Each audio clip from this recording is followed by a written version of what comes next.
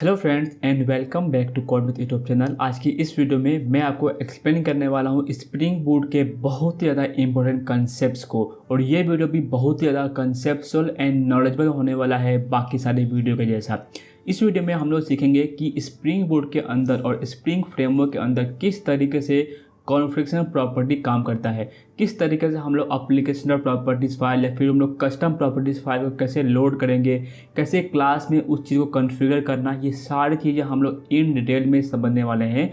Plus test class के अंदर किस तरीके से हम लोग प्रॉपर्टी फाइल का यूज़ कर सकते हैं, किस तरीके से हम लोग वैल्यू को टेस्ट करेंगे कि हाँ जो वैल्यू हम लोग एक्सपेक्ट कर रहे हैं वैसा वैल्यू मिल रहा है कि नहीं मिल रहा है। तो बहुत ही ज़्यादा इन्फॉर्मेटिव एंड नॉलेजेबल वीडियो होने वाला है, तो वीडियो को एंड तक जरूर देखिए। और आपसे रिक्वेस्ट है, अगर आप चैनल पे न्यू है तो चैनल को सब्सक्राइब किए बिना और वीडियो को लाइक किए बिना मत जाइए। Let's start with our topic without wasting any time. So हम लोग देखेंगे properties with spring and spring boot. और ये बेसिकली जो है वो बिगिनर से लेके एडवांस लेवल तक, अगर आप जस्ट स्टार्ट कर रहे हैं स्प्रिंग बूट को सीखना तो भी ये वीडियो बहुत ज़्यादा बेनिफिशियल है। अगर आप इंटरमीडिएट लेवल पे है, एडवांस लेवल पे हैं, तो भी ये वीडियो आपको बहुत ज़्यादा हेल्प करेगा, बिकॉज इस तरीके से मैं वीडियो को बना ही रहा। तो पहले हम लोग देखते हैं कि ओवरव्यू क्या है। This tutorial will show how to setup and use property in spring by Java configuration @property source annotation @value annotation क्या होता है and @test property source and configuration property. So total 4 annotation को हम लोग इस video में अच्छे से इन डेप्थ में समझने वाले हैं। इस वीडियो को स्टार्ट करने के पहले एक इम्पॉर्टेंट डिपेंडेंसी होता है जिसका यूज करके हम लोग अपने प्रोजेक्ट को बिल्ड करेंगे। ये वीडियो थ्योरेटिकल एंड इम्प्लीमेंटेशन दोनों पार्ट को कवर कर रहा है। तो before jumping to concept let's see the important dependency. तो यहाँ पे आप देखेंगे डेटा जेपीए हो गया यूज़ कर रहे हैं हम लोग, वेब यूज़ कर रहे हैं, then Postgres SQL driver use कर रहे हैं, लॉम्बक यूज़ कर रहे हैं and JUnit for the test classes. ठीक है, अगर कोई डिपेंडेंसी का हम लोग यूज़ नहीं करते रहेंगे तो उसको हम लोग निकाल लेंगे। कोई नेसेसरी नहीं है कि हमें सबका सब डिपेंडेंसी यूज़ करना ही करना है। मैं आऊँगा इंटेलिजेंट आईडी में आ चुका हूँ, यहाँ पर मैं क्लिक करूँगा फाइल के ऊपर, न्यू प्रोजेक्ट्स, और इसका नाम रख दूँगा मैं स्प्रिंग प्रॉपर्टी एग्जाम्पल। ठीक है, टाइप सेलेक्ट करना है मुझे मैवन, ग्रुप का नाम मैं कर देता हूँ com.codemith अपने चैनल के नाम से, और पैकेज के नाम को मैं थोड़ा सा शॉर्ट कर देता हूँ। जावा 17 होने वाला है और पैकेजिंग को जार का सिलेक्ट करके नेक्स्ट पे क्लिक करना है। अभी देखिए यहाँ पर मैंने डिपेंडेंसी जो है वो काफ़ी जेपीए भी स्पेसिफाई किया है, वेब भी स्पेसिफाई किया है, पोस्टग्रेस एसक्यूएल भी स्पेसिफाई किया है, बट हमें जो है इतना ज़रूरत नहीं है। जस्ट हम लोग वेब यूज़ करेंगे, लॉम्बक यूज़ करेंगे और JUnit यूज़ करेंगे, इससे हमारा काम जो है वो हो जाएगा। ठीक है, मैं इस नोट्स को अपडेट कर दूंगा बाद में। अभी के लिए हम लोग क्या करते हैं, यहाँ पे वेब डिपेंडेंसी को यूज़ करते हैं, देन लॉम्बक डिपेंडेंसी को यूज़ करते हैं, और एक और डिपेंडेंसी होता है JUnit के लिए। सो JUnit को हम लोग वहाँ से कॉपी कर लेंगे। ठीक है, क्रिएट पे क्लिक करना है और हमें प्रोजेक्ट को न्यू विंडो पे क्लिक करके हमारा प्रोजेक्ट जो है वो सारे डिपेंडेंसी को लोड करके हमारे एप्लीकेशन में दे देगा। तो मैं पीछे का ये विंडो बंद करता हूँ, इसको थोड़ा एक्सपांड कर लेते हैं। यहाँ पर हम लोग pom.xml में जाएंगे और जो JUnit का डिपेंडेंसी है इसको हम लोग यहाँ पे यूज़ कर लेंगे। तो इसको कॉपी करते हैं, यहाँ पर pom.xml के अंदर डिपेंडेंसी के बाद यहाँ पे पेस्ट करेंगे, और मैवन को हमें रिफ्रेश करना है। अगर रिफ्रेश नहीं करेंगे तो डिपेंडेंसी हमारे प्रोजेक्ट्स में डाउनलोड नहीं होंगे। मैंने रिफ्रेश पे क्लिक किया, यहाँ पे हम लोग देखेंगे मैवन में जाके तो JUnit का भी डिपेंडेंसी हमें यहाँ पे दिखाई देगा 4.13.2 जो कि लेटेस्ट अवेलेबल है।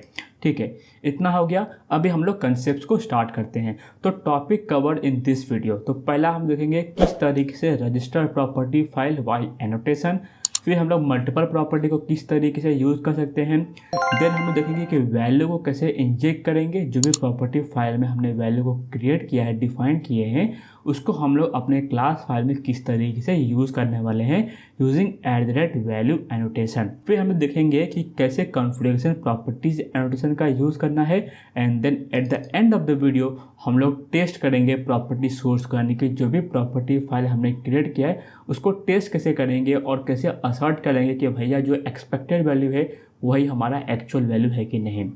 पहला हमारा register a property file by annotation. हम लोग किस तरीके से इंप्लीमेंट करने वाले, पहले थ्योरी के कंसेप्ट को समझ लेंगे और फिर इसके साथ साथ हम लोग कोडिंग करेंगे।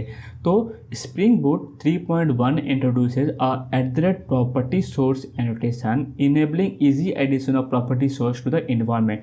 फॉर एग्जाम्पल, यहाँ पे हमने क्या किया, एक मैंने क्लास क्रिएट किया कोड विद प्रॉपर्टी।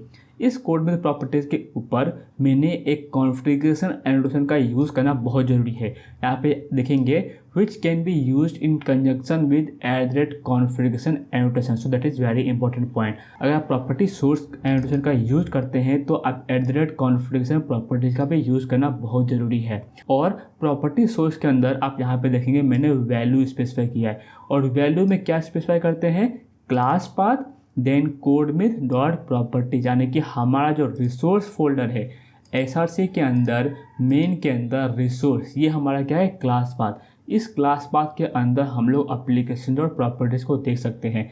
इसको मैं एक्सपांड करूँगा तो यहाँ पे आपको एप्लीकेशन डॉट प्रॉपर्टीज दिखता है। तो इस तरीके से हम लोग यहाँ पे क्लास पाथ के अंदर जो कोड में डॉट प्रॉपर्टीज है, कस्टम प्रॉपर्टी फाइल, उसको हम लोग यहाँ पे लोड कर रहे हैं। तो ये एग्जांपल हम लोग फटाफट क्रिएट करते हैं। तो मैं क्या करूँगा, यहाँ पर मैं जावा के अंदर com.codemeet के अंदर एक पैकेज क्रिएट करूँगा, जिस पैकेज का नाम रहेगा मेरा कॉन्फिग, एंड इस पैकेज के अंदर मैं क्लास फाइल क्रिएट करूँगा जिसका नाम रहेगा मेरा कोडविद प्रॉपर्टीज। अब कोई भी क्लास फाइल क्रिएट कर सकते हैं, कोई इशू नहीं होगा। मैं क्या करूँगा, यहाँ पे right click new Java class codewith properties, then enter पे हिट कर दूंगा कोडविद प्रॉपर्टीज के ऊपर। तो फर्स्ट ऑफ ऑल मैं क्या करूँगा, यहाँ पर एक फाइल क्रिएट करता हूँ एज अ नेम। क्या नेम रहेगा उसका, कोडविद। ठीक है, तो कोडविद और प्रॉपर्टीज़ के नाम से मैं एक प्रॉपर्टी फाइल क्रिएट करूँगा। इस प्रॉपर्टी फाइल के अंदर कुछ हम लोग वैल्यू डिक्लेयर करेंगे। फॉर एग्जांपल, मैं यहाँ पे पहले कोडविद प्रॉपर्टीज़ के अंदर यहाँ पर एक वैल्यू डिक्लेयर करता हूँ, private string name, then private क्या करेंगे हम लोग, स्ट्रिंग सिटी। ठीक है, फॉर एग्जाम्पल मैंने दो प्रॉपर्टी डिक्लेयर कर दिया, नेम एंड सिटी।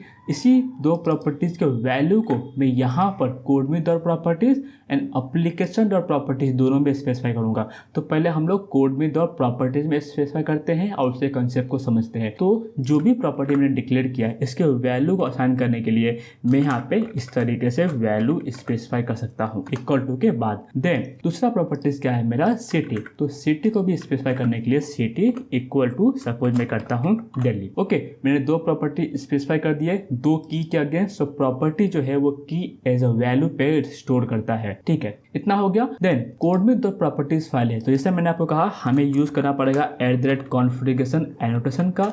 देन हम लोग अभी सीख रहे हैं प्रॉपर्टी सोर्स एनोटेशन। इस प्रॉपर्टी सोर्स एनोटेशन के अंदर हमें वैल्यू को डिफाइन करना पड़ेगा। वैल्यू के बाद डबल क्लोज के बाद आएगा यहाँ पे क्लास पाथ, और क्लास पाथ में कौन सा फाइल है हमारा, कोडविद डॉट प्रॉपर्टीज। तो इस कोडविद डॉट प्रॉपर्टीज को हम लोग यहाँ पे स्पेसिफाई कर सकते हैं। तो जैसे इसके अंदर जाएंगे ये ऑटोमेटिकली हमारे कोडविद डॉट प्रॉपर्टीज को ओपन कर रहा है। तो लिंकेज एटलीस्ट हमारा बन चुका है। अभी देखिए इस वैल्यू के साथ किस तरीके से मैप करेगा, तो उसके लिए हम लोग यूज़ करेंगे डेटा एनोटेशंस। अभी हम लोग एप्लीकेशन को रन करेंगे तो हमें कोई वैल्यू नहीं मिलेगा। तो हम लोग क्या करते हैं ना, स्प्रिंग बूट एग्जाम्पल के अंदर यहाँ पे हम लोग कमांड लाइन रनर को इम्प्लीमेंट करेंगे, command line runner. And command line runner को जब भी इम्प्लीमेंट करते हैं तो हमें रन मेथड को ओवरराइड करके वहाँ पे खुद का इम्प्लीमेंटेशन प्रोवाइड कर सकते हैं।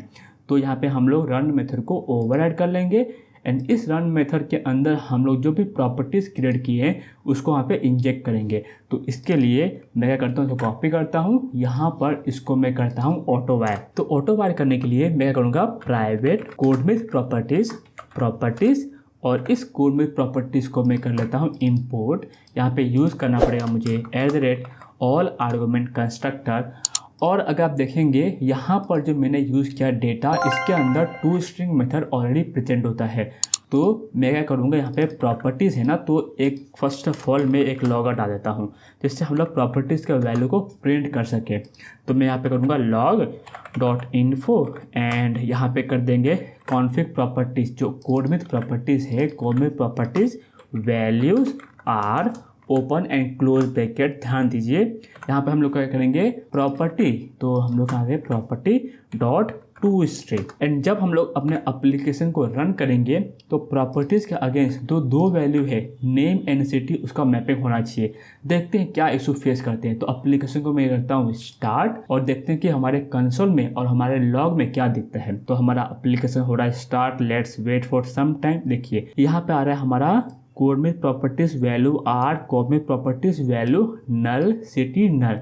तो ये वैल्यू नल क्यों आ रहा है, सिटी क्यों नल आ रहा है, इसका मैं एक्सप्लेनेशन जो है आपको बताऊंगा। अभी के लिए हम लोग नेक्स्ट पार्ट पे आते हैं, that is defining multiple properties location. The address property source annotation as per Java 8 convention can be used to define multiple property location if Java 8 or higher version is used. For example, यहाँ पर मैंने एक property source annotation use किया हुआ है जिसके अंदर मैंने कोड में प्रॉपर्टी स्पेसिफाई किया।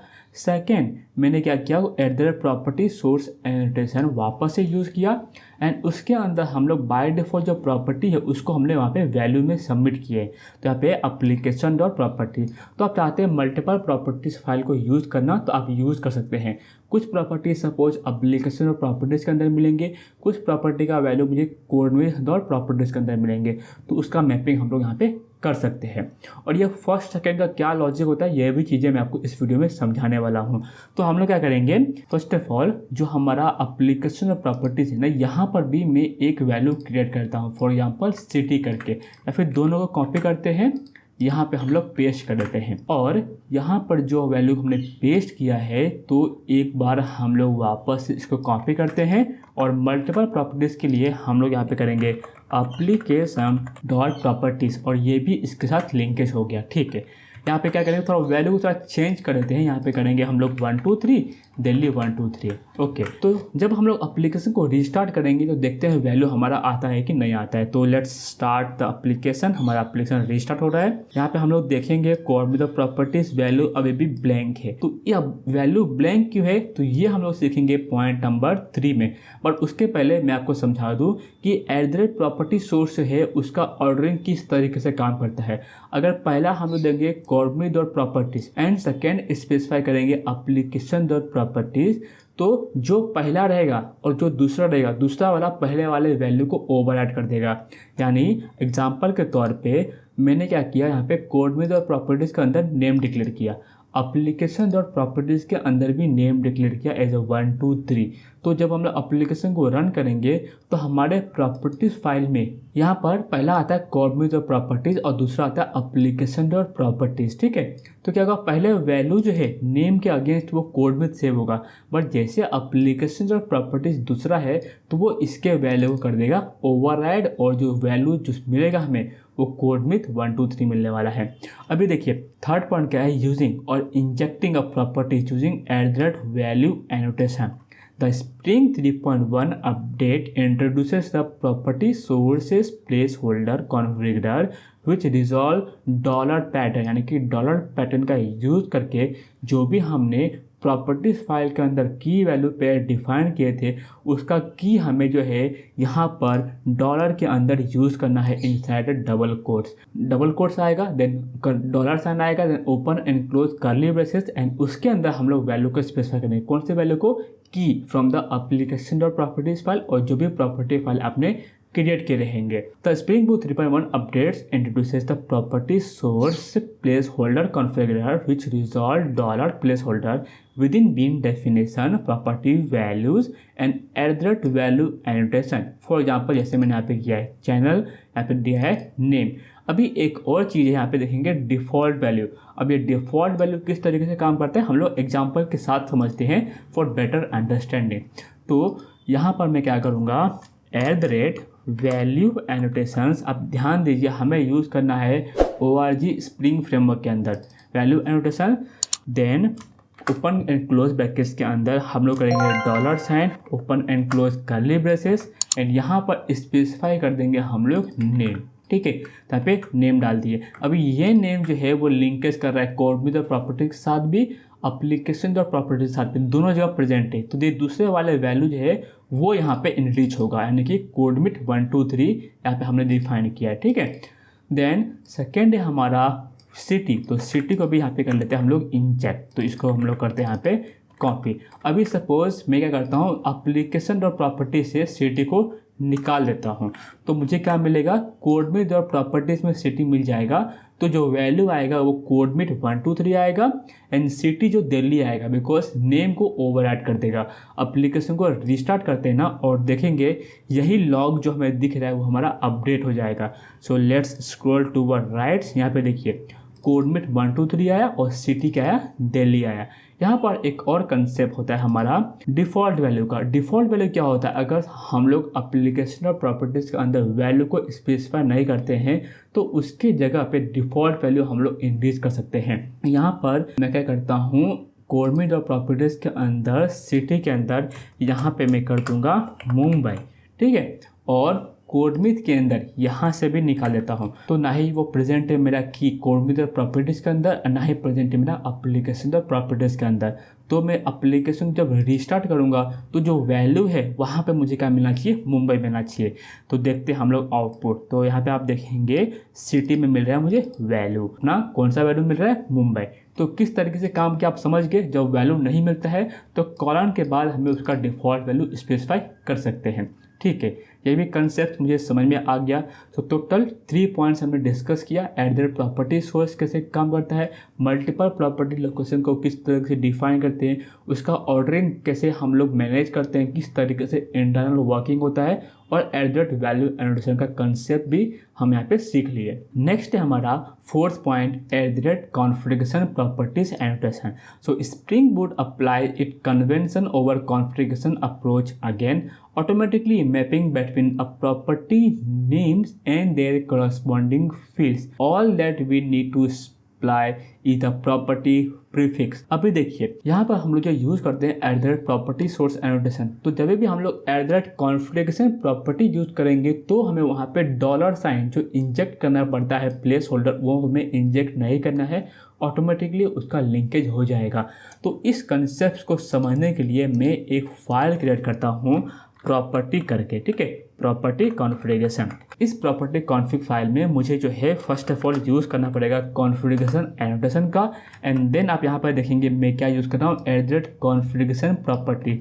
सो इस कॉन्फ़िगरेशन प्रॉपर्टीज़ को यूज़ करने के लिए मुझे जो है प्रीफिक्स यूज़ करना पड़ेगा। प्रीफिक्स क्या होता है, तो फॉर एग्जांपल मैं एप्लीकेशन और प्रॉपर्टीज़ के अंदर यहाँ पे मैं डिक्लेयर करता हूँ student dot name is equal to codemit, then suppose student dot age is equal to 25। तो मैंने दो प्रॉपर्टी डिक्लेयर किया, नेम एंड एज, जिसका वैल्यू है कोडमिट एंड 25 रेस्पेक्टिवली। फिर मैं क्या करूँगा, जो प्रॉपर्टी कॉन्फ़िग फाइल मैंने क्रिएट किया है यहाँ पर मुझे डिक्लेयर करना पड़ेगा प्रीफिक्स, और प्रीफिक्स के अंदर जो वैल्यू रहेगा, देखिए नेम के आगे भी क्या है स्टूडेंट, एज के आगे भी ये क्या है स्टूडेंट। तो ये स्टूडेंट क्लास है और जो स्टूडेंट प्रॉपर्टीज है वो मेरा हो जाएगा प्रीफिक्स। तो मैं यहाँ पे डबल कोट्स के अंदर मैं डाल दूंगा स्टूडेंट, एंड जो भी वैल्यू मैंने स्पेसिफाई किया है नेम एंड एज, ये यहाँ पे मुझे जस्ट स्पेसिफाई करना है।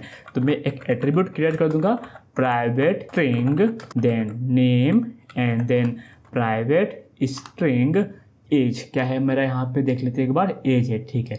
तो प्राइवेट इंटीजर कर देते हैं age, private integer then age, ठीक है। तो दो प्रॉपर्टी मैंने क्रिएट कर दिया, और इस प्रॉपर्टीज को लॉग में प्रिंट करने के लिए स्प्रिंग बूट एग्जाम्पल एप्लीकेशन में मैं यहाँ पे क्या करूँगा, इसको ऑटो वायर कर दूंगा। तो मैं यूज़ करूँगा प्राइवेट, देन प्रॉपर्टीज़ कॉन्फ़िग को इंपोर्ट कर लेंगे, एंड देन प्रॉपर्टीज़ कॉन्फ़िग, और इसी कॉन्फ़िग प्रॉपर्टीज़ को हम लोग लॉग में प्रिंट कर देंगे। तो इसको करते हैं copy paste, then property config, यहाँ पे property config dot to string. अभी हम लोग ने एक चीज़ मिस कर दी है, यहाँ पर मुझे एट डेटा एनोटेशन का यूज़ करना पड़ेगा for getter and setter and for to string method. जब हम लोग ये चीज़ कर लेंगे ना, हमें जस्ट एप्लीकेशन को रीस्टार्ट करना है। अगर आपको कोई भी डाउट होता है, मैं एक्चुअली काफ़ी अच्छे तरीके से एंड स्लो समझा रहा हूँ, बट कोई भी डाउट होता है आप मुझे कमेंट सेक्शन में पूछ सकते हैं, मैं वहाँ पे आपको डेफिनेटली रिप्लाई करूँगा।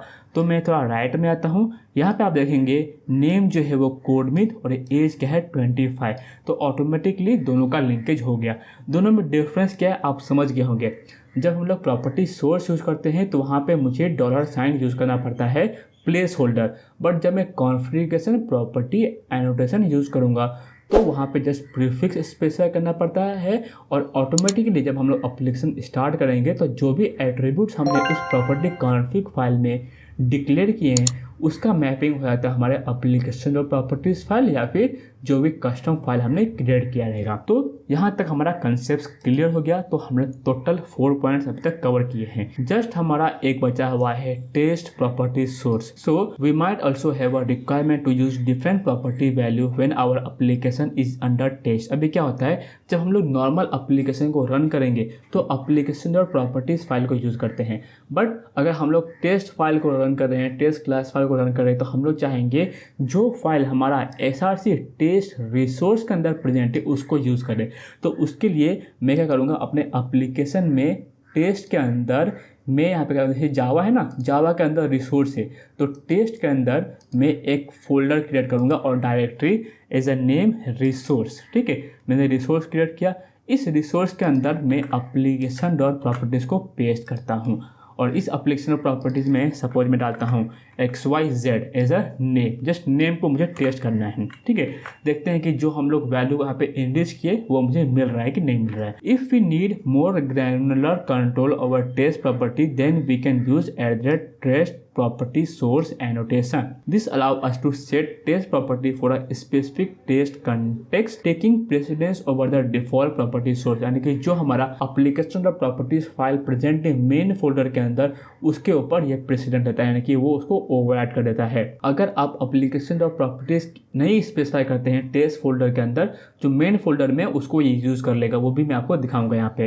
तो फर्स्ट ऑफ ऑल मैं एक फाइल क्रिएट करता हूँ। ठीक है, तो मैं जाऊँगा यहाँ पे, तो फर्स्ट ऑफ ऑल मैं यहाँ पे एक फाइल क्रिएट कर लूँगा। तो फाइल कैसे क्रिएट करेंगे, यहाँ पे कोड में जो है देन उसके अंदर कॉन्फ़िग है, तो मैं यहाँ पे सेम वे में एक पैकेज क्रिएट कर लूँगा कॉन्फ़िग। देन इस कॉन्फ़िग के अंदर मैं एक टेस्ट फाइल क्रिएट करूँगा। तो उस टेस्ट फाइल का नाम क्या रख देंगे हम लोग, जो हमने यहाँ पे कोड में प्रॉपर्टीज रखे सेम यहाँ पे रखेंगे।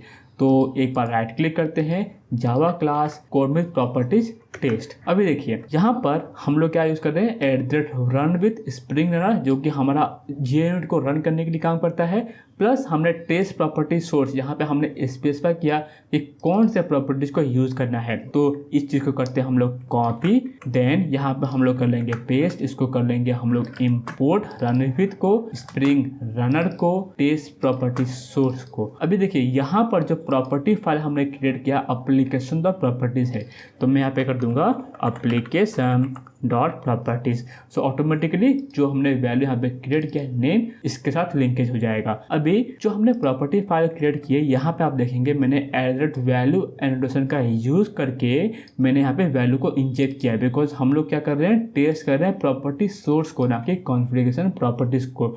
तो मैं सेम चीज़ को कॉपी करता हूँ, इसको थोड़ा सा यहाँ पे मॉडिफाई कर लेता हूँ। इसको करता हूँ मैं नेम, देन इस नेम को यहाँ पे स्पेसिफाई करूँगा और वैल्यू को कर लूँगा इंजेक्ट। अभी देखिए यहाँ पर मैं एक टेस्ट जो है एनोटेशन डिक्लेयर किया हूँ, जहाँ पे मुझे एक्सपेक्टेड वैल्यू को टेस्ट करना है। तो यहाँ पे आप देखेंगे मैंने assert दैट यूज़ किया हुआ है and then is equal to code में। तो ये जो मेरा है वो एक्चुअल वैल्यू है और is equal to expected value है।